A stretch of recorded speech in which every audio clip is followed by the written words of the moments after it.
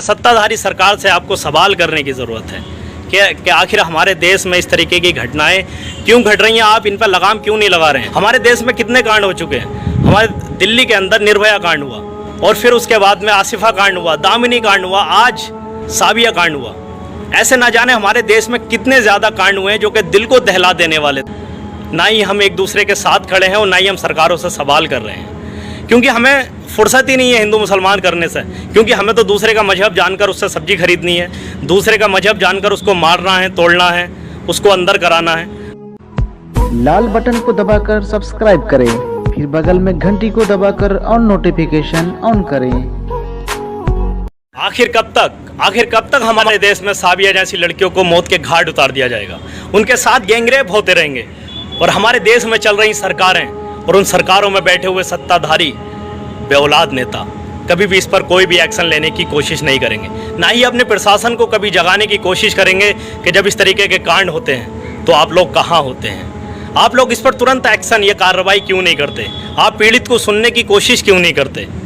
कभी आप इस तरीके की कोई भी कार्रवाई करने के लिए तैयार नहीं होंगे। ऐसा मैं क्यों कह रहा हूँ, इसलिए कह रहा हूँ कि दिल्ली में जो कांड हुआ है, साबिया के साथ जो घटना हुई है, वो एक दिल को दहला देने वाली है। असल में संगम बिहार की रहने वाली साबिया सैफी जो दिल्ली पुलिस डिफेंस में काम करती थी, सोचिए दिल्ली पुलिस डिफेंस में काम करती थी, उसके साथ गैंगरेप हो जाता है, उसको मौत के घाट उतार दिया जाता है। हद तो तब हो जाती है जब उसके शरीर पर लगभग 50 से ज़्यादा चाकू के कट मारे जाते हैं।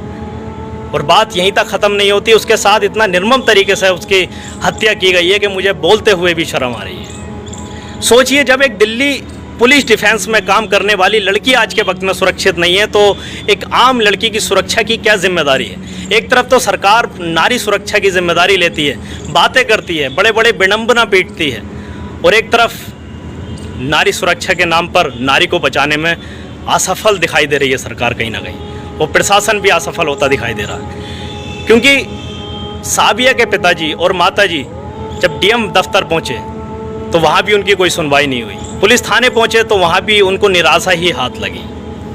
आखिर ऐसा क्यों हो रहा है हमारे देश में, क्योंकि सरकारें अपने प्रशासन को कोई भी अलर्ट नहीं कर रही हैं, उन्हें ज़रूरत भी नहीं, और ना ही हम लोग एक दूसरे की आवाज़ बन रहे हैं, एक दूसरे से बोलने की कोशिश कर रहे हैं, ना ही हम एक दूसरे के साथ खड़े हैं और ना ही हम सरकारों से सवाल कर रहे हैं।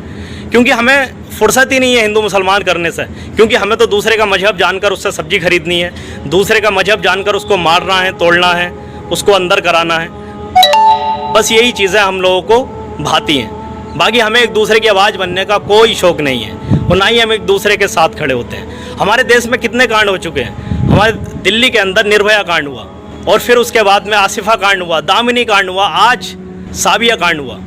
ऐसे ना जाने हमारे देश में कितने ज़्यादा कांड हुए हैं जो कि दिल को दहला देने वाले थे। अरे उनके भाई से पूछो, उनकी माँ से पूछो, उनके बाप से कि उनके दिल पे क्या गुजरी थी। सोचिए, अगर कल को इस जगह पर आपकी बहन हो, आपकी बेटी हो, तो आप लोग क्या करेंगे। फिर भी आप हिंदू मुसलमान ही करेंगे।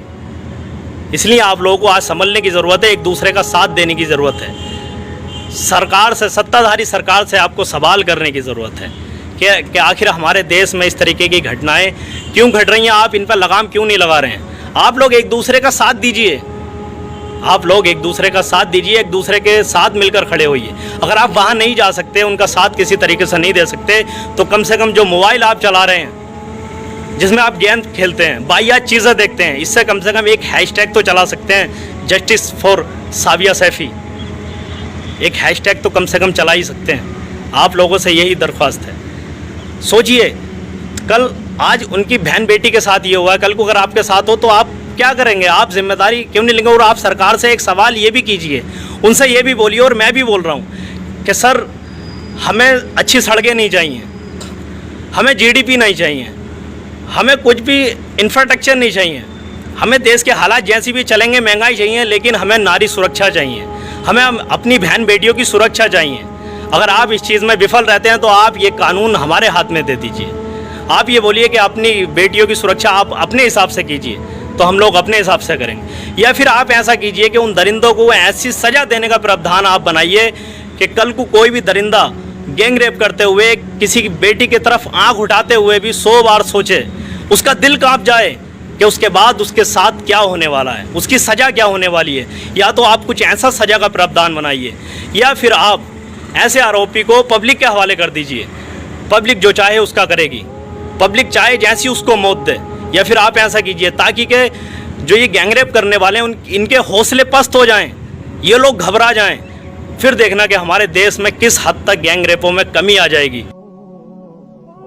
अगर किसी लड़की को अगर कोई देखेगा भी तो उसके दिल में एक घबराहट पैदा हो जाएगी कि मेरे इसके बाद मेरा हशर क्या होने वाला है। इसलिए आप लोगों से यही दरख्वास्त है कि आप साबिया सैफी के लिए एक आवाज़ बनिए। आप एक हैशटैग चलाइए, justice for Sabiya Saifi, justice for Sabiya Saifi. नारी बचाओ, देश बचाओ।